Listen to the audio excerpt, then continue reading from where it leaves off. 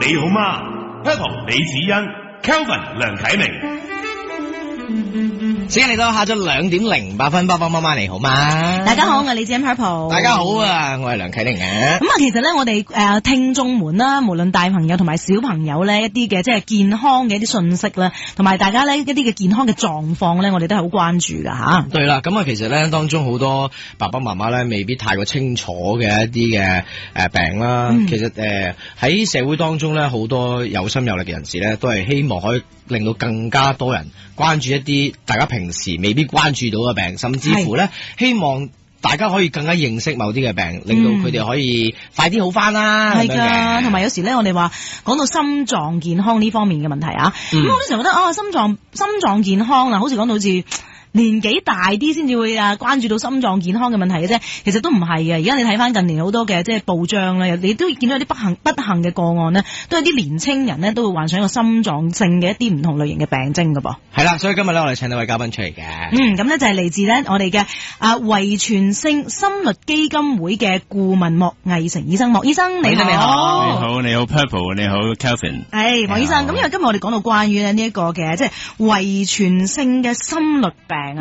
即係睇翻一啲嘅報章，睇翻一啲報道啦，睇翻你基金會嘅成立啦，都見到其實即係呢一個病都比較年輕一啲嘅，係咪咧？係啊，當我哋講到遺傳性嘅心律病咧，通常係講緊一啲比較年輕嘅病人。係患咗呢啲咁嘅病，咁我哋先開始懷疑係啲遺傳性嘅心臟病。其實呢個病係點樣嘅咧？可唔可以同我哋講解多少少咁樣？好啊。嗱，遺傳性心律病咧，我哋係講緊一啲係透過基因遺傳俾下一代嘅一啲病症啦。而呢個病咧係可以導致病人咧可以突然間心跳唔正常，嚴重嘅咧甚至乎會暈低，甚至乎會猝死嘅。咁其實講緊呢個病咧係包括兩大類嘅病。第一類咧就係個遺傳基因咧係影響到心臟嘅肌肉。所以係心臟肌肉病嚟嘅。可能大家都聽過咩肥厚性心肌病，個心無啦啦會厚咗好多嘅。咁另外一款呢，就係結構上嘅心臟係冇問題嘅，不過呢，就去影響心臟細胞嗰啲離子通道。大家唔知聽過呢個名，好似好複雜咁。離子通道其實係講緊心臟嘅細胞呢，係一個膜包住嘅。咁個膜呢，就可以讓一啲離子呢通過，有啲通道呢俾啲離子通過。咁如果個遺傳基因出現問題呢，啲離子通過呢個通道呢出現問題呢，就會製造咗啲機會咧，係產生一啲心律不齊嘅情況。咁所以係兩大類嘅。咁但係兩大類當中都有啲唔同嘅分類啦。可能大家聽過咩長 QT 綜合症啊，或者布加特綜合症咧，就係屬於呢啲叫離子通道嘅疾病啦。咁所以我哋當講緊遺傳性心律病咧，我哋係要睇下究竟係屬於離子通道病咧，因為係遺傳性嘅心臟肌肉病咧，去從而去揾出究竟一個家族裏邊除咗個病者之外，有冇其他嘅成員咧都會受到影響。因為當我哋發現有個病人有呢個病咧，其實有50%嘅機會咧，可能佢嘅兄弟姊妹啊，或者佢嘅仔女咧，係可能會遺傳咗呢個病。咁如果得到呢個病嘅時候，就會有啲咩情況咧？係嗱，最啱啱講過啦，呢個遺傳性嘅心律病咧，就係講緊佢可能突然間個病人會出現一個心律不齊。心律不齊就係講緊突然間佢嘅心跳咧係唔正常，可以好快好亂。係啊，可以咧，如果嚴重嘅可以去到200-300下咧，病人就會突然間缺氧，可以突然間暈低嘅。而最嚴重嘅咧就係佢暈低之後佢唔醒翻，呢個就係所謂心臟猝死啦。咁所以如果能夠及早去診斷到呢個病嘅話咧，我哋再作一個正確嘅治療咧，就可以大大減低病人病發嘅機會。其實我想了解下咧，即係最年輕啊吓，即係呢一個病啊，可以係幾細個就會發病咧？嗱，我哋嘅病人當中咧，有個病人嘅孖仔女咧，係出世冇幾耐咧，就可能幾日之間咧，已經係發現咗一個長 QT 綜合症，係需要接受治療嘅。咁所以有啲遺傳性嘅心律病咧，係可以出世冇幾耐咧，已經發現，甚至乎喺媽媽嘅胎兒裏邊咧，如果你幫佢聽下個心跳速度咧，可能已經發現佢嘅心跳唔正常。不過當然係唔同嘅種類嘅遺傳性心律病咧，病發嘅時間都會唔同嘅。我哋啱啱講緊就係長 QT 綜合症可以好早啦，但係另外一啲譬如啲布加特綜合症咧，最典型嘅例子咧就30-40歲突然間通常係男士啦，佢突然間可能夜晚瞓醒覺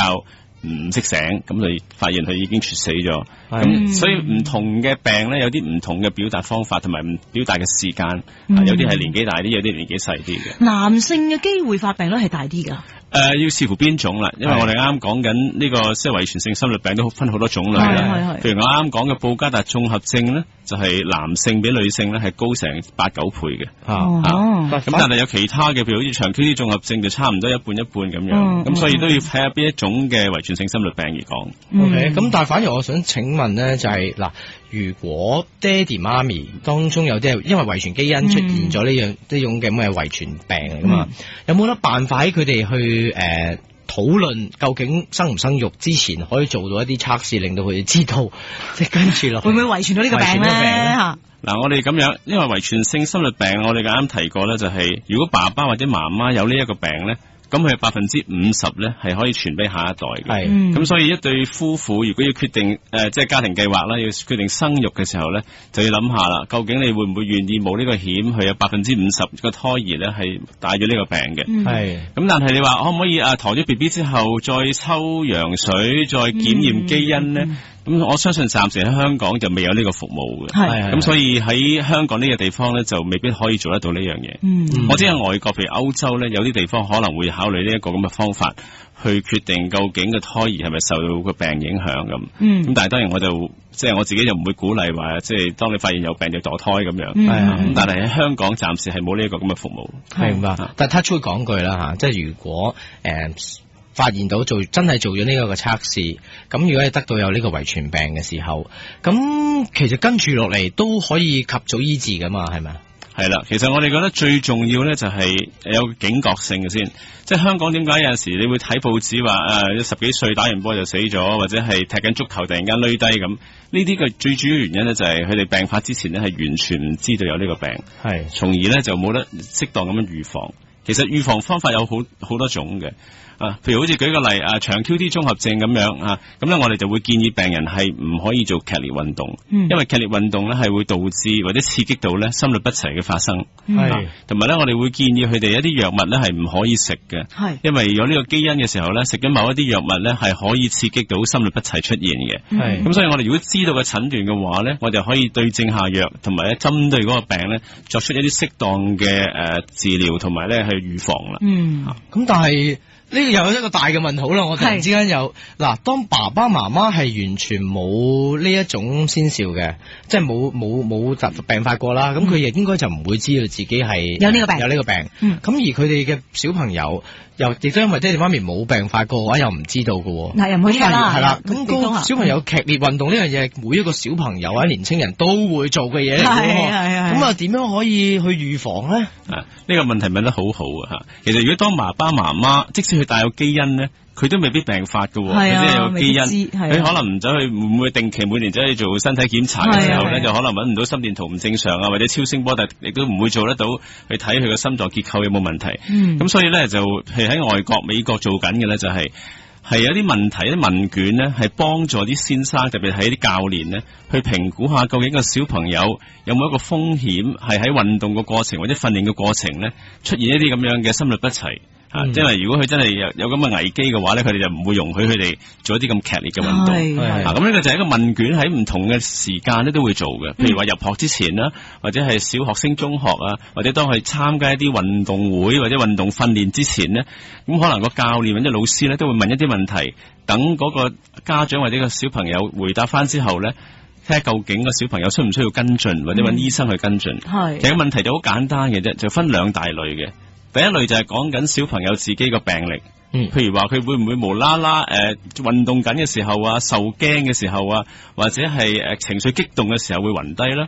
又或者咧佢會唔會做運動之後咧好容易覺得好疲倦啊，心口好容易會痛啊，或者有啲不明原因嘅抽筋，即係醫生可能當咗佢係羊癇症啊，呢啲係屬於病歷方面嘅。家族嘅病歷都緊要嘅。如果家族裏邊有啲係40歲以下不明原因咁樣離開咗呢個世界，或者係心臟病突然間病發猝死，又或者咧可能係有抽筋又唔知點解嘅，咁呢啲就響起警號啦。即係我以上嗰幾條問題，只要其中一條問題係 yes， 即係有咁嘅病歷嘅話咧，美國咧就會建議個小朋友個家長帶個小朋友咧去揾醫生做一個檢查，譬如話做心電圖，可能已經揾到一啲端倪啦，或者甚至乎一啲詳細嘅心臟檢查，從而咧喺咁早嘅時候咧就發現到係咪真係有呢個遺傳性嘅心臟病。如果冇嘅，咁大家就安心啦。但係如果有嘅話咧，咁就可以適當地咧去處理啦，去治療佢同埋預防佢啦。哦，即係話其實反而喺美國就會有呢一啲咁樣嘅問卷啊，咁但係喺香港就似乎好似比較暫時就未有啦，未有啦呢樣嘢嗬。未，我哋都有提及嘅，不過咧就未係好廣泛咁樣去使用啦即係因為始終都需要一啲媒體啦去幫助去宣傳啦。呢個亦都係我哋即係 Sex Hong Kong 所謂心律會成立其中一個目標咧，就希望透過一啲傳媒或者透過一啲公眾嘅講座，去讓公眾更加認識呢啲病，同埋咧點樣去及早去預防啦，同埋治療啦，從而希望咧減低即係年青人因為呢啲遺傳性心律病而致命嘅機會。係最慘係自己唔知道，係啊，吓亦都唔為意有一個危機咧，原來喺身上，但係原來其實咧係可以避免嘅噃。係啦，咁我哋一陣轉頭翻嚟咧，就繼續同莫醫生傾下，即係遺傳性心律基金會喺香港啊，點樣去幫助其他人同埋佢哋嘅目標同埋使命咧？係呢個時候咧，我哋繼續揾到啦遺傳性心律基金會嘅顧問莫醫生，莫毅成醫生噶。係啊，莫醫生你好啊吓，我知道咧，其實咧都有一啲嘅個案咧，即係就住呢一個嘅即係遺傳性嘅一個嘅心律病咧，都有啲可以同我哋分享一下，係咪咧？其實都即係懷疑個案啦，可以話叫做吓。係我諗大家睇報紙咧，間唔中都會見到有啲年青人10幾歲打完籃球咧，突然間會暈低，跟住就猝死。係亦都試過有啲足球員，甚至乎喺球場上比賽緊呢，可以突然間累低咗，跟住就有啲救翻，有啲會死亡。咁呢啲都係好可能同呢啲遺傳性嘅心律病有關係。即係咁遇到呢啲呢啲情況，就因為佢之前就冇做過任何嘅 body check 啊，或者冇乜先兆啊，咁仲即係乜病發嘅話，就咁樣就走咗。係啊，即係同埋係之前唔會話有啲乜嘢特別嘅唔舒服啊。即係因為如果個人可能佢得閒無事咁，有時都會突然間覺得硬係好似唔係幾舒服咧。喂，咁呢個都係一個叫做即係一個先兆，但係可能我諗呢一批咧係簡直係完全之前係感覺唔到有咩問題嘅。咁所以咧我哋要好小心啦。即係如果你嘅小朋友諗住參加一啲好劇烈嘅運動嘅訓練咁樣啦，都要了解翻小朋友平時生活裏邊咧有冇啲症狀，我哋係要擔心嘅。譬如我之前啱提過話運動緊嘅時候暈低過啊，或者運動緊嘅時候好容易氣促啊、氣喘啊、心口痛啊呢啲咧，咁可能家長真係要留意下，需唔需要俾個小朋友睇醫生先至決定使唔使做一啲好劇烈嘅運動訓練咧咁樣。頭先莫醫生喺咪後都有問過我，即係有冇試過暈低啊？有冇試過無端端暈低啊？之後佢就答啦，你點知㗎？我一睇知道我係暈低過，你咁你檢討下。因為我細個嘅時候，因為真係冇劇烈運動嘅，暈就冇樣睇嘅，不過咧就嗱，我就聽過我有個同學咧，幫佢做醫學生嘅時候咧，幫個外科醫生做手術啊，我哋叫拉扒，其實就喺手術室裏邊咧，幫個醫生掹住嗰支鉗嘅啫，但係企得太耐嘅，又冇食早餐，佢就喺度暈低咗啦。大家亦都可能聽過咧，去捐血嘅時候拮支針咧，有啲人都會暈低嘅，所以暈低其實係一個好普遍嘅現象。咁就唔係話個個暈低咧都係要懷疑呢個所謂遺傳性心律病嘅。不過喺特別嘅情況之下暈低咧，我哋就要小心咯。譬如突然間冇先兆，一暈就暈嘅。又或者咧係佢本身已經係有啲心律問題啦，跟住突然間暈低，咁呢啲我哋就要諗下究竟同嗰啲心律嘅問題有冇關係啦。我本人個血壓比較低嘅，所以平時都比較容易咧無啦啦暈低的女人就見頭暈咁但係人大咗咧就好啲噶啦，因為無啦啦見頭暈咧就覺得咁一係唞唞先啦，或者下係咪食唔夠嘢啊？幾大啦，唔可以做咁多劇，唔好做咁多咁勁嘅嘢嚟啦。不過即係講時講咯，我就試過有幾個病人咧，就係喺睇我之前咧，其實真係試過暈咗幾次，不過佢哋都唔理嘅，又或者家長都覺得小朋友暈都好普通啫。大家都可能記得讀小學嘅時候企喺操場又冇早餐食，早會咁樣企得耐又焗咧，咁好容易暈低噶嘛。咁所以可能有啲家長覺得小朋友暈低咧都係屬於一啲正常嘅現象。咁如果即係錯咗呢個機會咧，可能就即係診斷會褪遲咗啦，亦都可能下一次冇咁好彩唔係暈啦，而係突然間心臟猝死添嘅。咁嗱，當我哋知道如果小朋友或者任何年青人有暈嘅跡象，即係曾經暈低過啦，咁去做呢一個 body check 嘅時候，亦都係斷定到佢哋有呢個遺傳性心律病嘅話，咁係點樣去治理咁樣嘅咧？係啦。嗱，呢個係好重要嘅，因為我哋如果確定咗已經係一個遺傳性心律病咧，有幾個方面可以幫到個小朋友或者年青人嘅。第一咧就係我哋講緊生活上嘅改變咧，生活習慣嘅改變，譬如話我哋唔適合，有啲小朋友可能唔適合參加啲劇烈嘅運動啦，特別係一啲好體力勞動嘅運動啦，因為某啲運動可以令到小朋友心律不齊出現嘅。我提過啦，即係通常譬如舉個例，長 QT 綜合症咁樣，我哋會寫一封信咧，裏邊 list 晒所有嘅藥係可以引起心律不齊嘅藥咧，等佢睇醫生嘅時候，醫生一望就知道噶啦，佢就避免開一啲藥咧，刺激到個小朋友而令到佢產生心律不齊。咁藥物治療係一個好重要嘅環節啦。咁逢親有呢個遺傳性嘅心律病咧，藥物治療係一個重要一環嚟嘅。長 QT 綜合症呢個研究已經證明咗，如果你適當咁用藥咧，係大大減低死亡率係90%或者以上嘅。係。另外一啲好高危嘅，譬如話佢真係病發嘅時候已經係心臟猝死，不過咁好彩救翻嘅咧，咁我哋就要考慮植入一啲儀器啦。係。大家聽過起搏器啦，係。咁我就唔係講起搏器，我係講緊好似起搏器嗰類嘅儀器咧，有啲叫除顫器，或者叫埋置型心臟除顫器，就係放喺皮膚下邊左邊膊頭，有條電線通去心臟，咁佢哋會24小時監察住個病人嘅心跳，到突然間心跳唔正常咧，佢可以喺幾秒鐘之內咧就電擊佢，矯正翻個心率。咁屬於喺高危嘅病人嚟講咧，呢個係一個好有效嘅治療方法。咁另外我亦都高危嘅病人咧，我哋會建議家人咧都學埋點樣做急救，同埋咧如果可能嘅話咧，喺屋企買一部嗰啲叫自動除顫器或者體外除顫器，萬一個小朋友或者年青人喺屋企突然間心臟病發心律不齊咁可以透過家人咧幫佢做一個急救同埋電擊，亦都可以大大減低咗病人嘅風險嘅。呢樣嘢係咪即係我哋平時睇電影啊或者電視嗰啲係啦，嗰啲叫除顫啦，嗰啲叫除顫。嗰隻好似係好嚴重先用喎，只有 clear 咁。係啊。但係呢一啲咁嘅遺傳性心律病咧，就係真係可以咁嚴重嘅。突然間有一個正常嘅心跳一轉，幾秒鐘之後就轉咗一個好危險嘅心跳。如果你唔理佢嘅話咧，病人跟住幾分鐘咧就會致命噶啦。其實我想了解下，譬如呢個遺傳性嘅心律病嘅，即係病人啦，即係都係幾隱性噶啦。佢會唔會其實平時都會有少少即係自己留意到，可能個心都會容易即係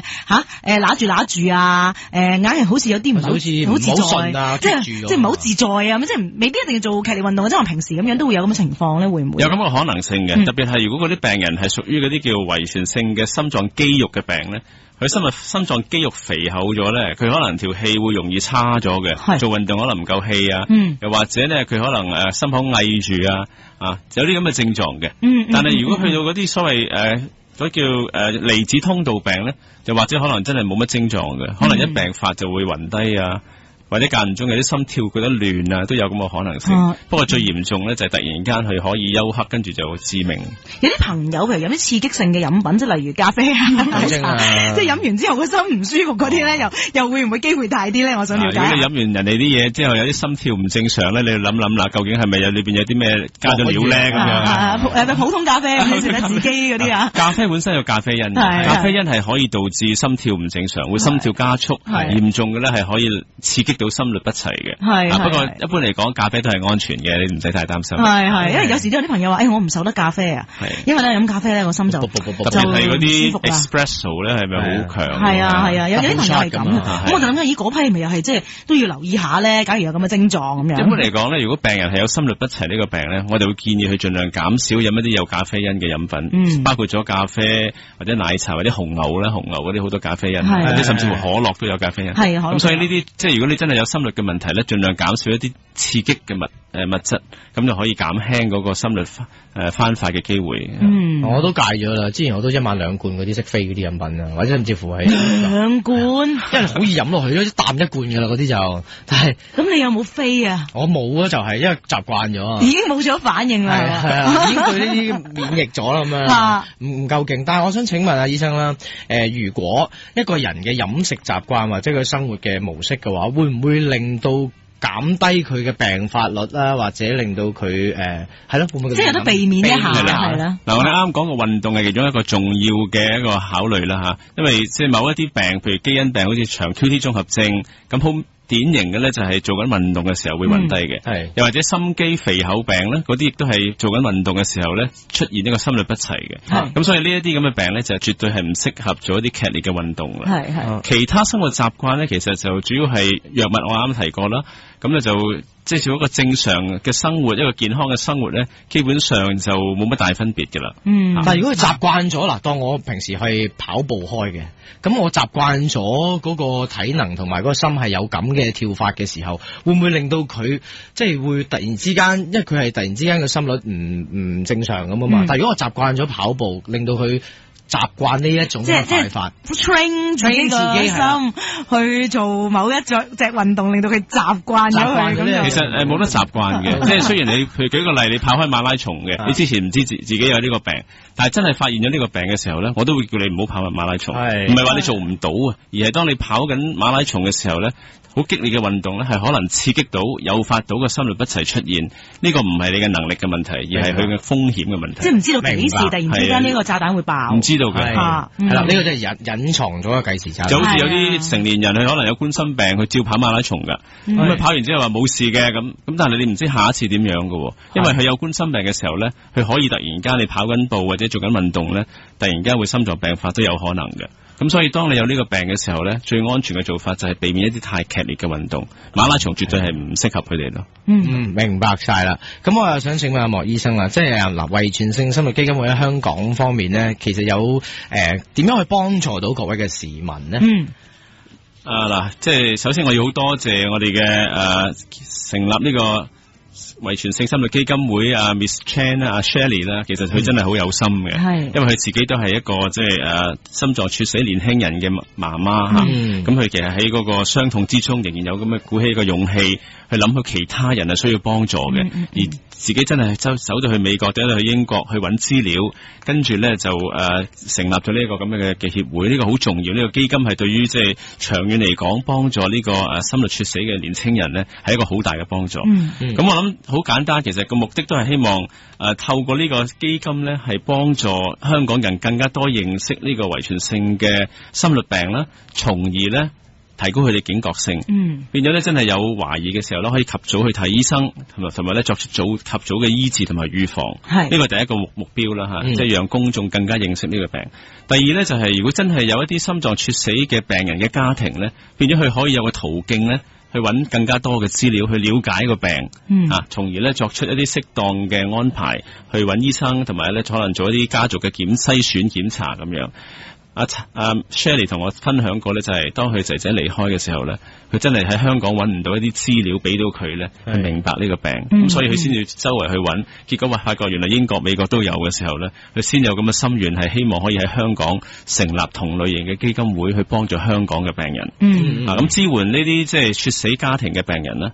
第三就係真係可以提高香港即係本身醫療界咧，我哋都希望能夠提高個警覺性，因為就算香港嘅醫生都唔係話好多醫生都認識呢個病嘅，咁所以我哋希望透過呢個基金會嘅一啲活動啊、講座啊、分享啊，去讓香港嘅醫療界咧都更加認識呢啲病，從而咧去提高佢哋即係診斷嘅準確性。咁到最後咧，我哋希望即係基金會可以支援到或者資助到一啲研究咧，去更加了解喺香港呢個遺傳性心律病嘅情況，佢個遺傳性，從而更加明白香港人特別香港嘅中國人啦，特別係咁喺呢一方面，究竟係咪一個好普遍嘅現象咧？咁呢個喺研究方面亦都讓我哋更加認識呢個病嘅情況。